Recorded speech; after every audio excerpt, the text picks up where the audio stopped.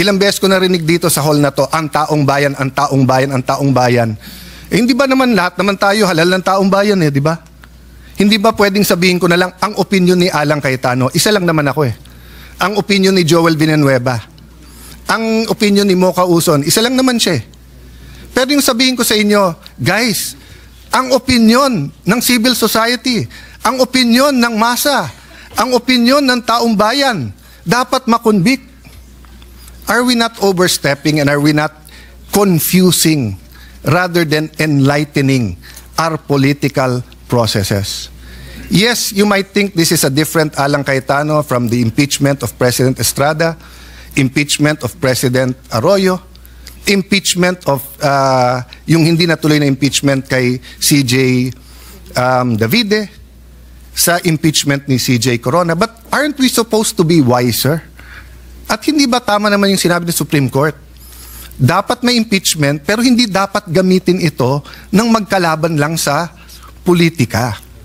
Ayaw natin maging presidente si Vice President Sara, talunin nyo na lang sa 2028. Ngayon, kung talagang may ginawa siyang masama, edi impeach pero sa tamang paraan.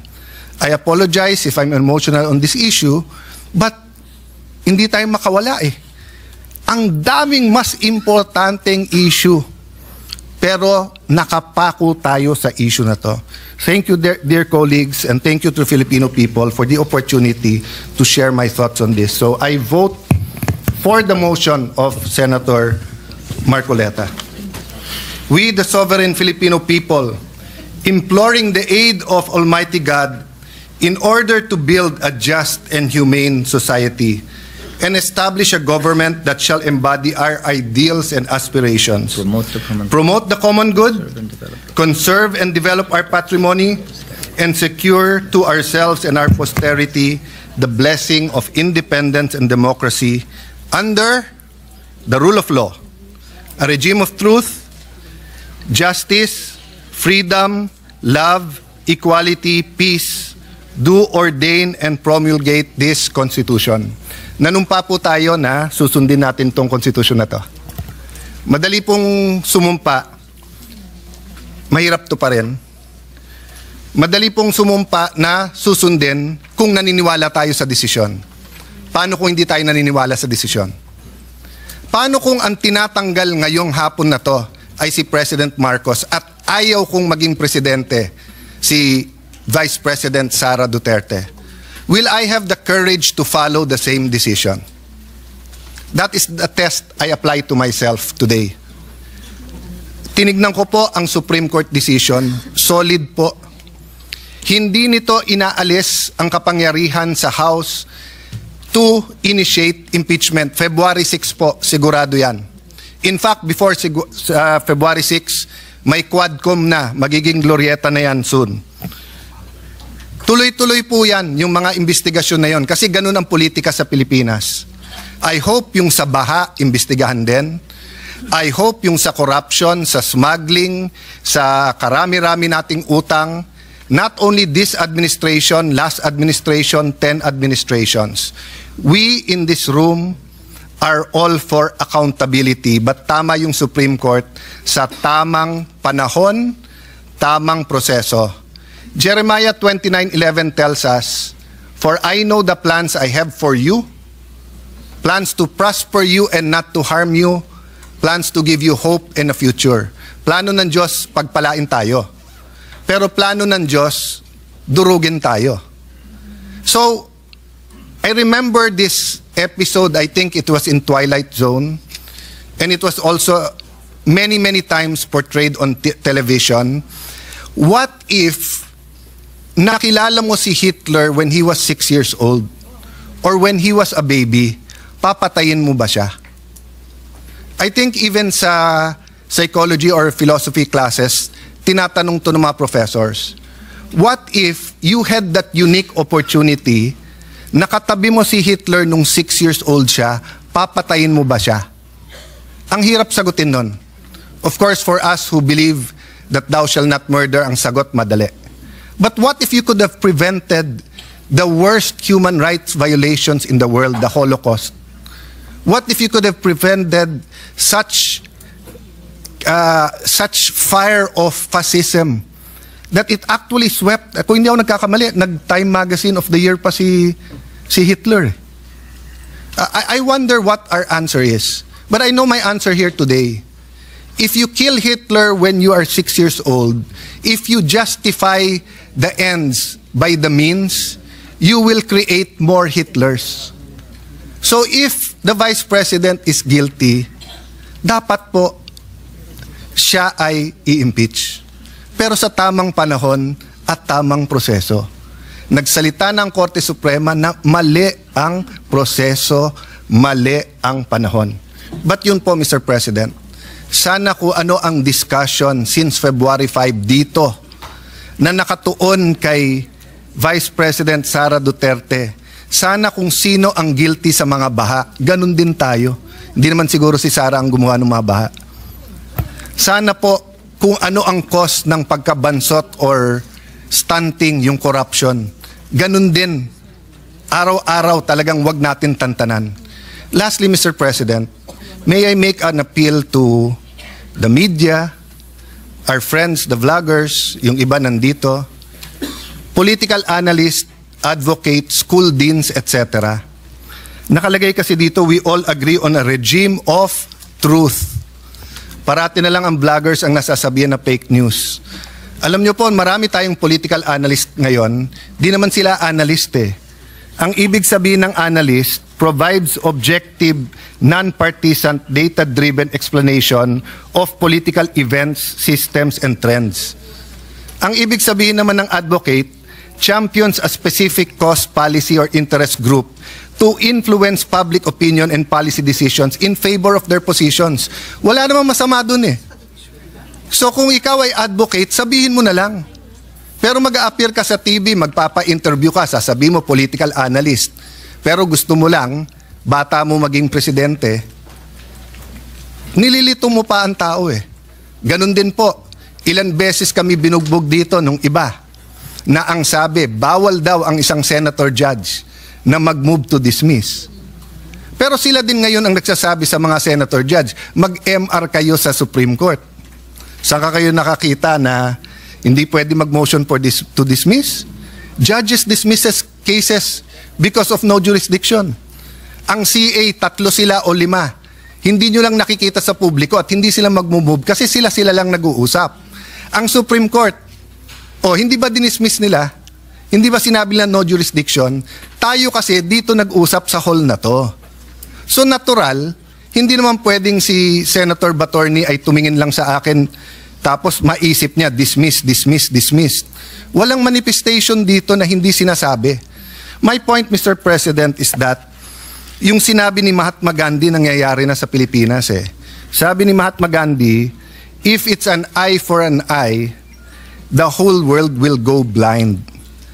Let's make our stand. Ilang beses ko narinig dito sa hall na to, ang taong bayan, ang taong bayan, ang taong bayan.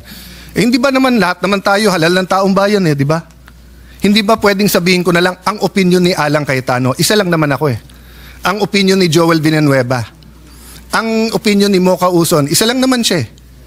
Pero yung sabihin ko sa inyo, guys, ang opinion ng civil society, ang opinion ng masa, ang opinion ng taong bayan, dapat makonvict.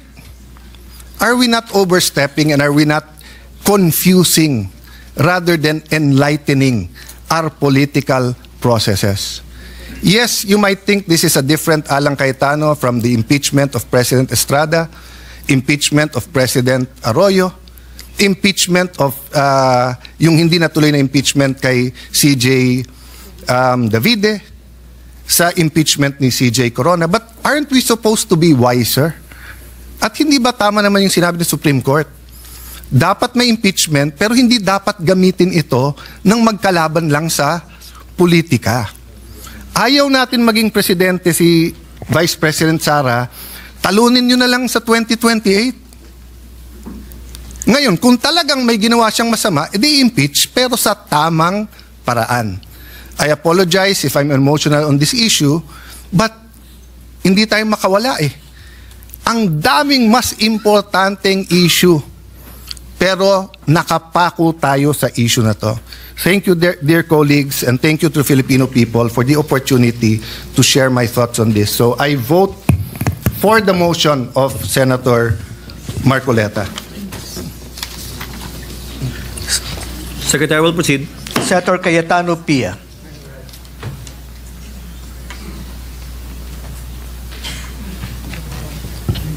I vote yes, Mr. President, and I will explain my vote.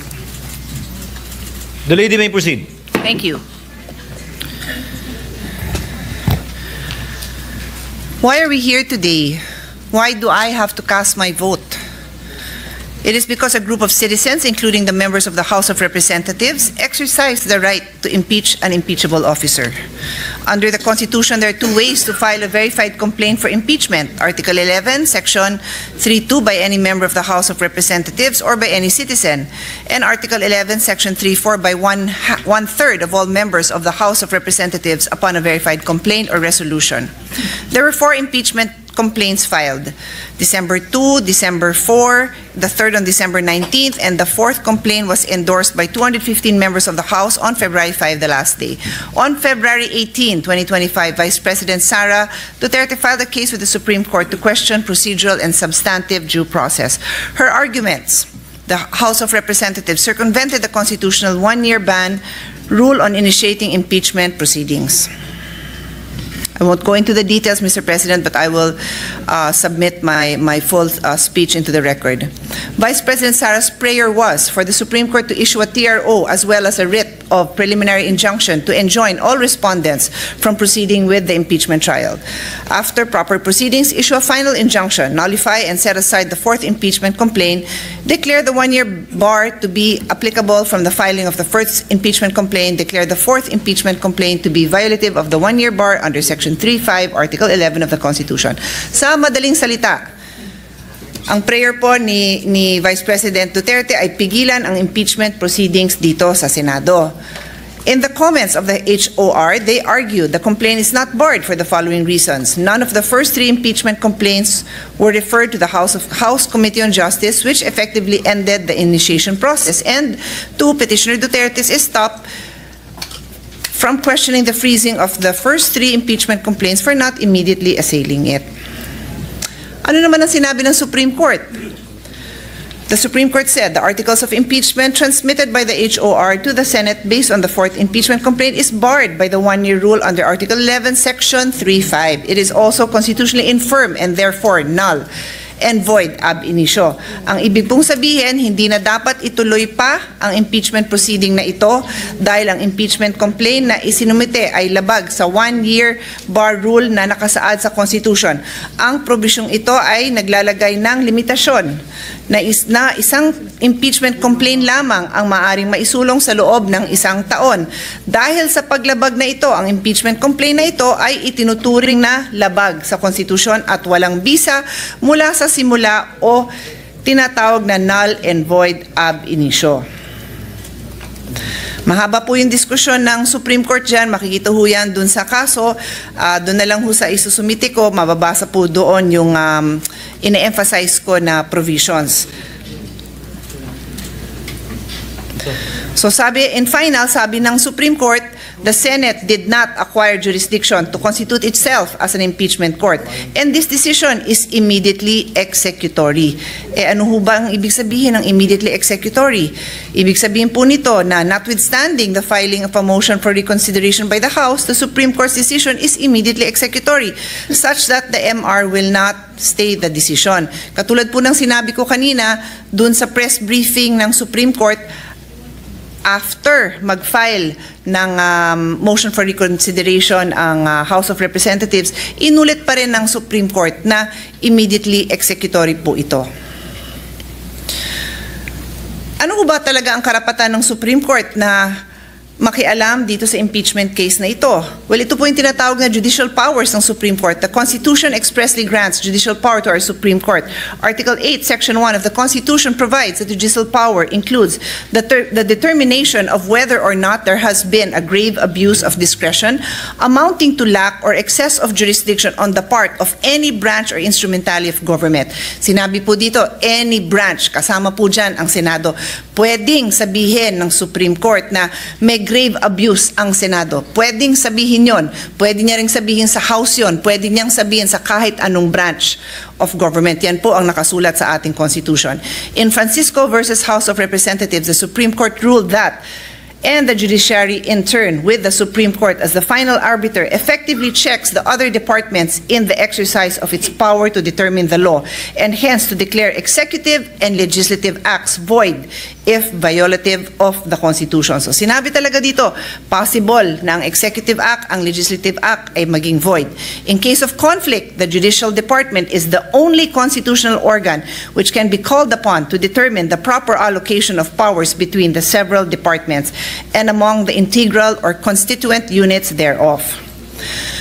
The House of Representatives urged the Supreme Court to exercise judicial restraint. Sabi ng House, hinay-hinay lang, Supreme Court, so that you can avoid encroaching upon the powers of the legislature and violating the principle of separation of powers. However, the Supreme Court in Duterte versus HREP held that there is a clear and demonstrable textual commitment in the Constitution for the court to act on any grave abuse of discretion of any branch or instrumentality of government. This includes the House of Representatives or the Senate in their exercise of their prerogatives with respect to the process of impeachment. Grave abuse of discretion from the provision does not mean actions without jurisdiction. It includes acts which originally may have been within their discretion, but subsequently the subject of a violation of a constitutional right. This is what is meant by excess of jurisdiction. This court does not decide whether and when to initiate a case of impeachment. However, the court has the power to decide how the provisions which limit the exercise are to be interpreted. On due process, numerous Supreme Court decisions expound on procedural due process in various contexts. These cases underscore the Supreme Court's enduring commitment to uphold procedural due process as a safeguard against arbitrary government action. Bakit pumasok itong issue na due process? Kasi sinabi ng Supreme Court, hindi naman nagkaroon ng pagkakataon ang Vice President na makita ang complaint sa kanya, hindi rin nakita ang mga ebidensya. Due process exists kahit saan daw pong parte ng paggogobyerno natin. Based on the decision, in order to proceed with the impeachment proceedings, the House prosecutors must show not only a valid ground thereof, but also that procedural due process has properly been observed. As this safeguards individuals from the arbitrary exercise of government power by requiring adherence to fair procedures. As such, when there is a violation of due process as enshrined under the Constitution, the case must be dismissed. Kailangan ba ng Senado sumunod sa Korte Suprema? Sinabi ko po at uulitin ko na ang sabi ng Korte Suprema, void ab initio nga po ang kaso. Walang bisa. In Latin, void ab initio means void from the beginning. Sa umpisa pa lang, void. It indicates that something was never valid or legally effective from its inception, rather than becoming invalid at a later point in time. So sa umpisa pa lang, invalid. Hindi siya naging invalid later on, invalid siya sa umpisa pa lang. Absolutely non-existence from the very beginning. Yan ang ibig sabihin ng ab initio. Null and void. It produces no rights, imposes no duties, and affords no protection. It has no legal effect. It is, in legal contemplation, inoperative, as if it has not been passed. As such, it cannot justify an official act taken under it. Yun po ang basihan ng aking desisyon. It cannot justify an official act taken under it. Hindi ho pwede nating pasukin. Gustuhin man natin alamin. Kapareho ho ako ng napakaraming kababayan natin na gusto nating alamin kung ano ba ang mga issue na to. Pero sabi ng Supreme Court, hindi ho natin pwedeng gawin yun. We have to follow the rules. At idadagdag ko, nang sanabi nga ng Supreme Court, ay ito ay immediately executory. Again, the decision stated the Senate did not acquire jurisdiction to convene itself as an impeachment court. As such, there is no constitutional authority to even convene as an impeachment court. I am a member of the Senate and I am a lawyer. I am bound by my solemn oath. Nag-oath po tayo last week lang. Ang sabi dun sa oath, I will well and faithfully discharge to the best of my ability the duties of my position. Ginusto ko ba to? Do I want to be a judge here? Hindi po. Nung nag-aral po ako ng law, sabi ko, Lord, wag niyo akong gawing judge. I hate being a judge. Malambot po ang puso ko. Kung pwede, lahat innocent. Yun ho ang gagawin ko. Kasi napakahirap humusga ng ibang tao. But this is my solemn duty. It is my duty. I took an oath. And therefore, gustuhin ko man o hindi, I have to make a decision. And binabase ko ang aking desisyon kung ano ang sinabi ng Supreme Court. Yun naman po aming lawyer's oath. I do solemnly swear that I accept the honor, the privilege, duty, and responsibility of practicing law in the Philippines as an officer of the court in the interest of our people. I declare fealty to the Constitution of the Republic of the Philippines. Idudugtong ko yung oath na yon dun sa sinabi ng Supreme Court na kailangan sundin ang Constitution at siya ho ang magpapaliwanag kung paano i-interpret ang Constitution. My duty as a senator and as a lawyer is to be guided by evidence, by the rule of law, and by the principles enshrined in our Constitution. For these reasons, Mr. President, I cast my vote as yes. Thank you.